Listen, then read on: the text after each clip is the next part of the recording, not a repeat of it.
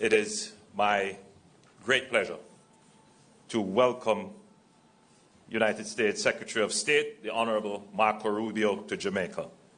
Now, I have known Secretary of State Rubio for some time, and I've always been very impressed by his deep knowledge of the region. Jamaica is deeply honored that you have chosen to visit us first on your official visit to the English-speaking Caribbean. This visit so early in your term confirms the strength of historic friendship and strategic partnership between Jamaica and the United States, one built on shared values, democratic ideals, and people-to-people ties.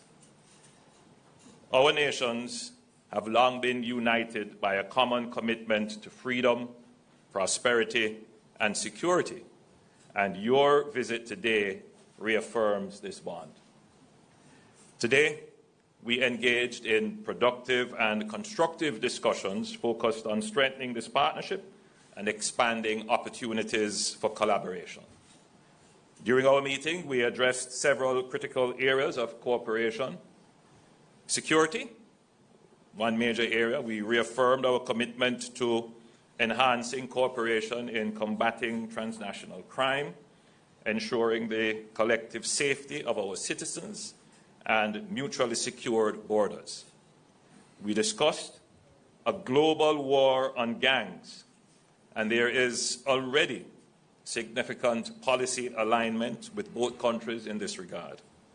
The United States has been instrumental in supporting Jamaica's efforts to bolster its marine domain awareness and intelligence surveillance capabilities, which are crucial in our fight against organized criminal networks. We discussed expanded and repurposing development assistance towards our shared goals, including security. This will exponentially expand our cooperation in fighting lottery scammers, transnational organized crimes, trafficking in guns, and building safer communities. We are committed in ensuring our partnership delivers results in driving down criminality and trafficking in this hemisphere. On Haiti, we look forward to continued partnership with the United States as we seek to work with the Haitian leadership and stakeholders to address the ongoing crises in Haiti. The extraordinary humanitarian, civil, and national security challenges in Haiti pose an acute threat to Haitians, to regional stability, and indeed to its close neighbors, including Jamaica. We agreed that we must do everything we can to stabilize the security situation in Haiti so that they are better able to build capacity and address their political and humanitarian challenges. On trade, recognizing the United States as Jamaica's largest trading partner, with bilateral trade surpassing $3 billion in 2023, we explored avenues to further expand trade relations between our two countries. The renewal of the Caribbean Basin Economic Recovery Act was raised as a matter of critical importance to trade for ourselves and for all CARICOM member states. We also explored means to attract increased U.S. investment into Jamaica's emerging sectors. With our stable macroeconomic framework and positive growth trajectory, Jamaica is open for enhanced U.S. investment across multiple sectors, including energy and nearshoring. In terms of logistics, the discussion touched on working with U.S. companies to leverage Jamaica's location as a premier transshipment hub in the Americas, and this will further bolster Jamaica's work as a major logistics hub for global trade. On labor issues, the United States and Jamaica have enjoyed an 80-year-old history relationship in terms of bilateral labor agreements, where we provide short-term skilled and semi-skilled labor in sectors such as agriculture and hospitality. We discussed ways to expand and enhance these agreements, including skills development partnerships to upskill and reskill Jamaican workers. On our travel advisory, we discussed significant progress that we're making in bringing down all major crimes, and that Jamaica today is safer than at any time in the last 2 decades. In fact, crimes against visitors represent less than 0.01% of the more than 3 million visitors to Jamaica annually. We are committed to working collaboratively to ensure that travel advisories reflect the current realities and promote travel to Jamaica. I'm confident that the dialogue initiated today will lead to tangible outcomes, benefiting both our peoples and contributing to mutual stability and prosperity. Indeed, our concern for enhanced regional and hemispheric security and prosperity was recognized as a shared one. I wish my CARICOM colleagues who are now in Kingston productive meetings as well with the Secretary this afternoon. Jamaica remains committed to fostering a partnership with the United States, one grounded in mutual respect, shared values, and a collective ambition for stronger and a more resilient future. I extend my sincere gratitude to Secretary Rubio and his delegation for their visit and for the productive and forward-looking discussions we have had. We look forward to building upon this foundation, deepening our collaboration, and taking our partnership to new and greater heights for the lasting benefit of both our nations. Ladies and gentlemen, I thank you very much for joining us, and I now give the floor to Secretary Rubio for his press statement. Well, Mr. Prime Minister, first of all, thank you for the very warm welcome. On Tuesday I completed my 9th week on the job, so I told you I'd be here early. I think that's pretty early, and I'm glad to be here so soon. Thank you to the Foreign Minister as well for welcoming me and all the work we do together, and to the people of Jamaica. The ties, I would say, between the United States and Jamaica don't need to be explained. They're incredibly strong. And in particular, my home state of Florida, we were commenting close, 800,000 to 1 million Jamaican expatriates who call the United States home. And I asked, was it just in Florida? Because it's a very vibrant community that's contributed so much to the place that I've called home for so long. And so we have a shared history that's tied together by people. I also would say that some substantial percentage of Americans have traveled here at some point in their lives. And that also binds countries together. Nothing binds countries and cultures more closely together than people. And we certainly have that in common. And we want to continue to make sure that we build on that. We did touch on a couple of topics. The first is trade. The world has been closely followed. The President is in the midst of realigning American global trade policy, primarily to reset global trade in a way that's fair to the U.S. after 20 or 30 years of what we believe is unfairness, not when it comes to Jamaica, but broader. And from that will come real opportunities to create new alignments and new trade arrangements and new trade opportunities. And I believe Jamaica is one of those places that together we both stand to benefit. In particular, we discussed supply chains. And we ask ourselves, why, if so many of these products are destined for the North American market, why are so many of the productive capacities located halfway around the world? And there's a lot of different reasons why that's happened. But it makes all the sense in the world to see more productive capacity, more manufacturing, more industry relocated into our hemisphere. We certainly have the labor and the population and the desire to do so in our hemisphere. It's closer to the end markets. And so we want to pursue opportunities to make that possible. And clearly I think Jamaica is one of those places that could benefit. And the Prime Minister has that vision for the country and the creation of not just jobs, but jobs that pay even better than the jobs that maybe some could find now. So it's an opportunity I think would be mutually beneficial. And we're going to actively seek and look for ways to make that possible. I also think there's extraordinary opportunities for investment. And we talked about it, whether it's particularly in energy. The United States is going to be producing a lot of liquefied natural gas, which is a very clean fuel that we have in abundance and that we seek to export.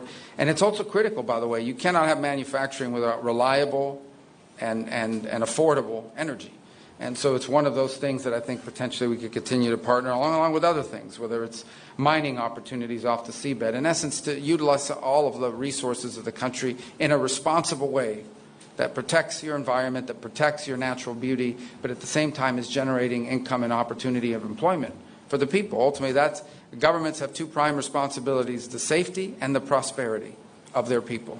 And your Prime Minister and his government is very focused on those two priorities. We did talk about tourism because obviously it's a significant part of your economy, and we pledged we were going to go back and reevaluate the travel advisories as they currently stand to ensure that they do reflect the reality of the new numbers and what the numbers show, because you've made very impressive progress in your general numbers overall when it comes to the murder rate and so forth. But in particular, those travel advisories are designed to American travelers. And I think we need to analyze that and just ensure that the status we're currently in accurately reflects the status quo and takes into account the progress you've already made this year and made last year, year over year, which I think is one of the highest numbers in terms of reductions that we've seen of any country in the region. We have to talk about security, and I think that the Prime Minister has phrased it in a way that I think is very beneficial, and that is, he used the term global war on gangs. Maybe we'll find some other phraseology in the United States to describe it, but we're talking about the same problem. It's amazing if you look across the region and really many parts of the world, how many of the threats we face in the world now that once came from a ideological terrorist organization or from a nation state are now coming from non-governmental criminal organizations who in some cases are more powerful than the governments in some of these countries. And we've confronted this issue. It's a challenge in Mexico. It's a challenge on the border between Venezuela and Colombia. It is the challenge in Haiti. And it's been a challenge here. And it's a multifaceted challenge. They are transnational for a number of reasons. One, as an example, is, and we've acknowledged this, in our conversations that lead back to my time in the United States Senate, how many of the guns and the weapons that are being used by gangs to commit acts of violence here in Jamaica are purchased in the United States and then shipped here. And we want to commit to doing more to stopping that flow at the same time as we do more to commit to increasing your capacity. That's the other thing I underline. What we're talking about here when we talk about American assistance is America helping Jamaica build its own capacity, its own ability to confront these challenges and solve these problems. Because security is a baseline for everything. And to that end, we have some good things to announce today here. We've the Jolt Fusion Center that is starting up again, and that's been even further strengthened. That's going to help address lottery scamming. We can announce this synthetics detection equipment for Jamaica's forensic labs. Another counter-gang recruitment program that we seek to launch as a result of our visit here today. And announce something that I think is really important, and that is software, intelligence software for the law enforcement here in Jamaica to combat gangs, things like night vision goggles as well, technology, and we look to do more. And on that end, let me touch on a topic that we talked about just a little bit. Well, I'll touch on one other topic, then I'll get to this final one. You mentioned upskilling and helping. How can we? It's a topic we hadn't touched on directly, extensively before. We talked about it today. We seek to go back and find ways that we can partner to create opportunities for skills training, so that if those companies, and we can attract those companies, if we can attract, whether it's a logistics center or manufacturing, to come to Jamaica, there's a workforce that's been equipped with the skills needed. Now, we face this challenge domestically as well. We need to do that ourselves. But there may be things that we can do in collaboration with one another. And this touches on the issue of aid, very controversial in the United States, but it's one of the reasons why I wanted to come here today, because it in many ways highlights exactly what our vision for aid moving forward is. The United States is not getting out of the aid business. We are going to be providing foreign aid.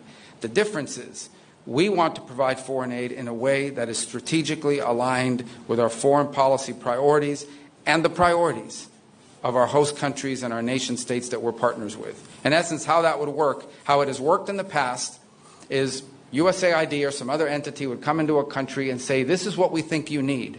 And then they go out and hire an NGO that maybe are the ones that convinced them that that's what you need, and they give them a bunch of money and they come into the country and they do things. Some of these programs are fine. They're nice things. Other times, not so much. Nonetheless, that's how it used to be. How we want it to be in the future is that our embassies are involved with the host government, our hosts, our partners, and we ask them, what are your needs? And we provide assistance geared towards the needs of the nation states that are hosting us and that we're partnering with. At the end, our partner in Jamaica, our partner all over the world, is the government. It's the host governments who have a clear vision for the future. And to the extent that our foreign aid can be helpful, it is in furtherance of what the people of your country have elected you to carry out. Here, there are a lot of things. We've just described some of them. What should our foreign aid be geared towards? It should be geared towards looking for opportunities to increase skills training, looking for opportunities to attract investment and business and trade, and looking obviously for opportunities to expand on your own domestic intelligence capabilities. We are going to have foreign aid that is aligned to our foreign policy, and our foreign policy is going to be aligned to our mutual shared interests with the partners that we have all over the world. And I can tell you, Jamaica is an incredible partner to the United States. It's very cooperative on a number of fronts, and we will continue to work together, and we're going to work closer than we've ever worked before, because we are now going to have U.S. programs for foreign aid that are going to be aligned with the vision that you've elected your leaders to carry out for your country, and that benefits us both. And so I thank you for the opportunity to visit with you here today and talk about these things. I'm excited that we're going to be able to follow up on a lot of them and show real progress. The message that I've wanted to send in my travels, I've had to travel a couple of other places, but I've been to the hemisphere now twice, is very simple, and that is that the United States wants to ensure that when countries are cooperative and work with us and partner with us and constantly seek ways to engage us, that leads to positive results and outcomes. It's not, you can call it rewarding, but what it really means is it has to be a mutually beneficial relationship. And we want countries in the world, and we want countries in the region to identify being close to the United States as something that is beneficial and helpful to develop, helpful to grow, and frankly helpful so that one day many countries can serve, and I think in Jamaica is already doing this, as a model of what other countries would seek to emulate, whether it's on security, on trade, on investment, on skills acquisition and improvement. These are the things that we want America's relationship with our partners to look like. And I can think of no better friend in the Caribbean and frankly in the Western Hemisphere than Jamaica and your government, Mr. Prime Minister. And so we thank you for this chance to visit with you so early. And as I joked a couple times, but I'll say it again, I think I told it to the cameras already, I wanted to come here early so when I come for the second and third time, they don't accuse me of only wanting to go to Jamaica. And it in many ways it really truly feels like home, and where I am in South Florida, and I thank you for your hospitality and this opportunity.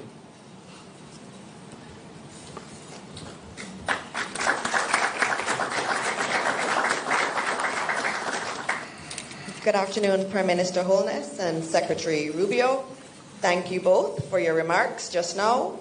We have several members of the media from Jamaica and the United States in the room with us this afternoon, but we will only be taking 4 questions. And I ask that those who have been selected, that you please stand as you ask your question. And our first question is going to be from John Hudson of the Washington Post. Thank you very much. Mr. Secretary, Republican Congressman Don... He came with me. Don't say I don't take you to nice places. Thank you for the hospitality. Beautiful weather, beautiful country. Much appreciated. I'm sorry. Yeah. Mr. Secretary, Republican Congressman Don Bacon weighed in on the Signal chat breach, saying the White House is, quote, in denial that this was not classified or sensitive data. They should just own up to it and preserve credibility. Do you think that's true? Also, here in Jamaica, there are USAID employees at our embassy, like so many others around the world, on administrative leave, not carrying out the work of the American people. Do you worry that the DOGE effort won't ultimately end up benefiting U.S. taxpayers? And Prime Minister, violence and instability remains in Haiti. What would you like to see from the United States in terms of being a productive force? And a State Department envoy yesterday called the presence of Cuban doctors in Jamaica and elsewhere human trafficking. Do you agree with that? Thank you. Let me take the first. I've already addressed the aid one, but let me address it again. This is not about getting rid of aid. This is about restructuring how we're going to do aid. And when you restructure, there's some disruption, but it has to happen. By the way, this is not an idea. This is an idea Condoleezza Rice wanted. This is an idea multiple secretaries of state throughout time have tried to achieve. And we intend to achieve it because we think it makes all the sense in the world. So I recognize that there's disruption involved when you make reform and you make change. But it's necessary because our foreign policy and our foreign aid have to be aligned. Foreign aid is an instrument of foreign policy. Okay? It is not a global charity. Jamaica's not asking for charity. They're asking for development assistance so they can become stronger at their security needs and other things of this nature. That's what they're asking for. They're not asking for a handout. They're asking for a hand up, help to build their capabilities so that they become a self-reliant partner and, frankly, could end up and already are helping other countries.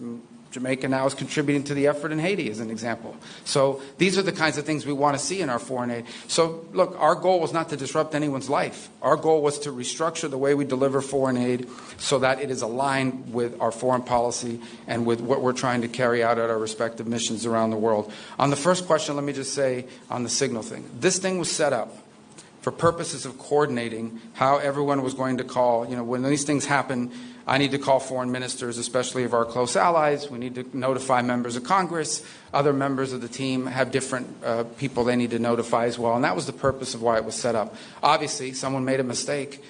Someone made a big mistake and added a journalist. Nothing against journalists, but you ain't supposed to be on that thing. So they got on there and this happened. I've been, so I can speak to myself or my presence on it. I think my role on it was just speaking for my role. I contributed to it twice. I identified my point of contact, which is my chief of staff.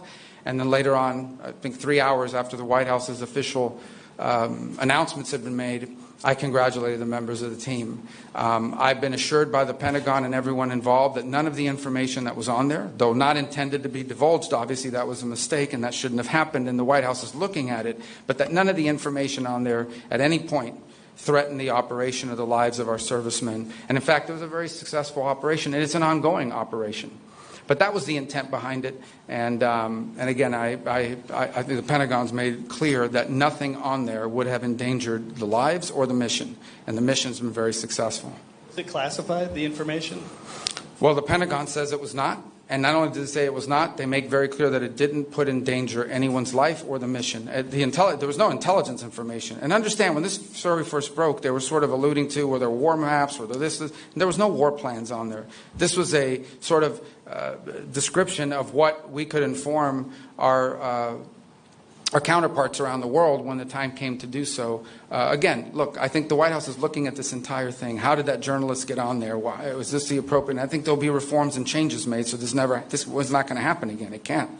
But I wanted everybody to understand why this thing was even set up in the first place, and also understand very clearly the mission was successful, and at no point was it endangered. And that's coming from the highest-ranking officials at the agency that was in charge of the actual operation, which is the Pentagon. In terms of Haiti, the United States has been an incredible partner, in fact, the lead partner, in ensuring that resources and organization is brought to the crisis in Haiti. In terms of what more could be done, I think we're at a phase in Haiti where there has to be a rapid expansion of the Haitian National Police, the HNP, in terms of the manpower and resources, because ultimately the HNP has to take on the gangs. The present holding situation that we have is not necessarily moving the situation forward as we would all like. So there would have to be a significant expansion in resources in support of the HNP to enable them to take on the gangs. In terms of Cuban doctors in Jamaica, let us be clear.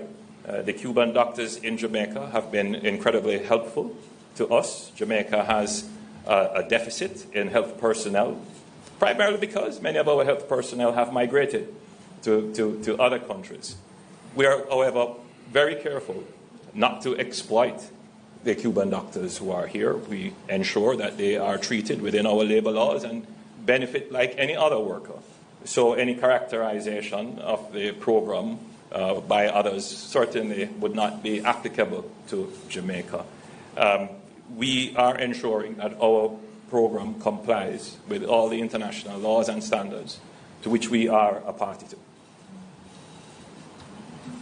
All right, our next question will come from Tana Thomas from Nationwide News Network. Please stand. Thank you. Secretary Rubio, my question is, or questions, in relation to the matter of the Cuba Medical Corporation program as well. So the medical mission has been a cornerstone of healthcare in Jamaica and the Caribbean for over 50 years, according to for Foreign Minister, how does the U.S. reconcile its stance on this program with the region's reliance on Cuban medical professionals, and what alternatives does it propose to ensure healthcare stability? Well, yeah, I think the first thing is to separate the medical from the labor issues that we are pointing to. Okay, this is not about doctors. Okay, this is not about the provision of medical assistance. We have no problem with medical assistance. We have no problem with doctors. We have a problem, and I'm not speaking about Jamaica. We've discussed this today about, following international labor standards and the like, but I'm just talking about this program in general, how it's operated around the world. And how it's operated around the world is that basically the doctors are not paid. In many other parts of the world, the doctors are not paid. You pay the Cuban government. The Cuban government decides how much of anything to give them. They take away their passports. They basically operate as forced labor in many places. Now, there are places that have better labor standards. Perhaps Jamaica is one of those, and that's fine. But I'm describing generally what the program has been. It has operated in that way in many parts of the world and placed these people in tremendous danger. And so I think we can all agree that the trafficking in labor, be they doctors or farm workers, is not something that we would want to be supportive of, and we find that to be an egregious practice on the part of the Cuban regime. Now, every country operates their program differently. And obviously, because of our relationship with Jamaica, we're going to engage with them on that and talk about it further and have a better understanding. Perhaps none of this applies in the way it's handled here.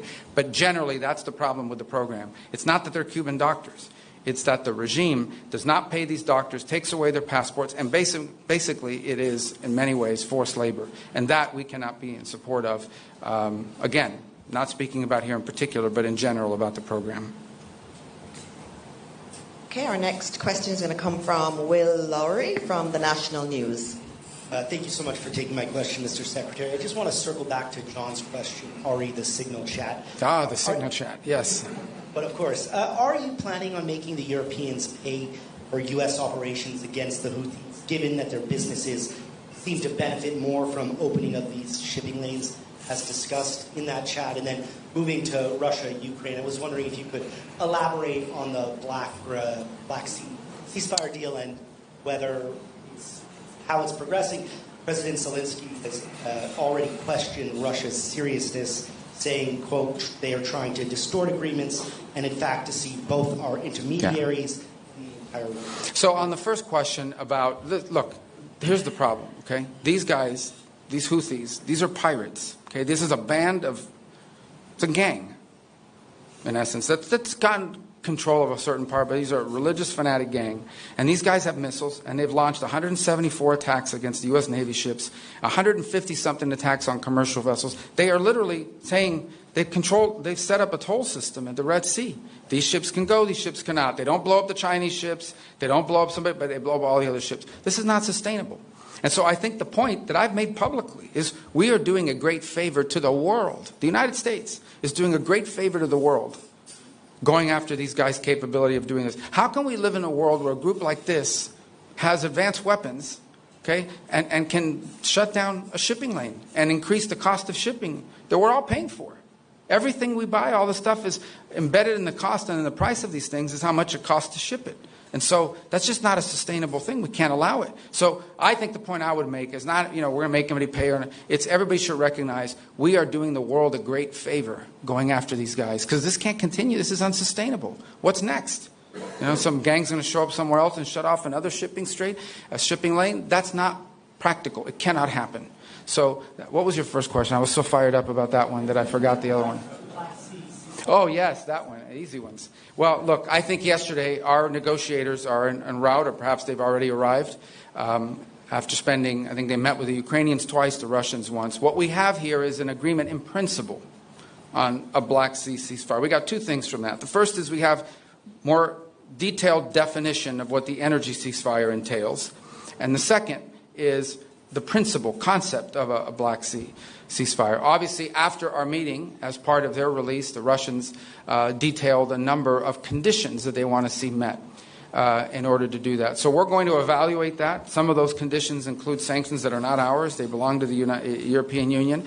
So we're going to be gathering and sort of when our folks get back, sitting down, going through the proposals, getting their impressions of the conversations so we can more fully understand what the Russian position is or what their ask is in exchange. And then we'll present that to the president who will ultimately make a decision about what the next step is. I think it's a a good thing that we have both the Ukrainians and the Russians talking about ceasefires, be they energy or be they potentially in the Black Sea. But obviously, this is hard and difficult work. This is a protracted almost 3.5-year war now, or 3-year war. It has a lot of framework of sanctions that have been built globally now that have to be looked at as part of an ultimate end to a conflict. There's a lot of things that have to be worked through. And I certainly think the only way you're going to make progress on these things is by engaging with both sides, understanding their asks, their demands, and seeing what's possible. So we're going to have a chance now to sort of sit down as a team and evaluate when they arrive in detail how the meetings went with the Ukrainians, how the meetings went with Russia, what are the Russians asking for, what are the Ukrainians asked for, compare all that, and then make a decision on that basis about what comes next in this process. In the end, the goal here is peace. The goal is to end a war where people are dying. And I think everyone should be happy that the United States is engaged in a process of ending a war and bringing about peace. It's not going to be easy. It won't be simple. It'll take some time. But at least we're on that road and we're talking about these things. And we're going to test it and see what's possible. We think we owe that to the world. And the president, I continue to say, is the only leader in the world right now, President Trump, who's in a position to even get these two nations to a city to talk about these things, albeit in rooms far apart from one another when these talks are going on. But nonetheless, they're talking. It's the first time in a while that we've seen any conversation about this. But we have a lot of work yet to be done, and we'll know more after we get the readout from our teams. Okay, our last question will come from Andrea Chisholm from Television Jamaica. Thank you. Secretary Rubio, given changes to U.S. immigration policies, there are some Jamaicans who are afraid to travel back to Jamaica, even though they are legitimate green card holders. What assurances can you give to those individuals that they will have no difficulty returning to the United States? Well, green card or residency? I mean, permanent residence you're asking me about?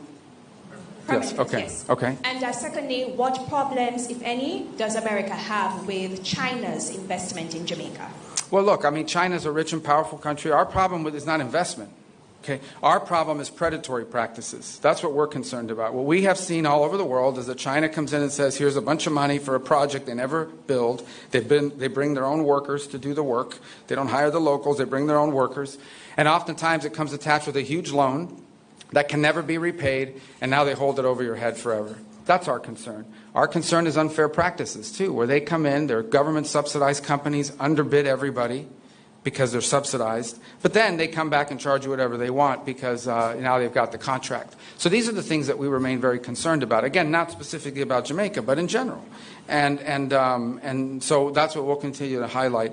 On the first point, I would say, let me talk about that. If you're a green card holder, you're not illegally in the United States. If you're a green card holder, you are legally in the United States. What the president has said, and I don't know how anybody can disagree with this, every country in the world has immigration laws. And immigration laws, if you don't enforce them, you don't have immigration laws.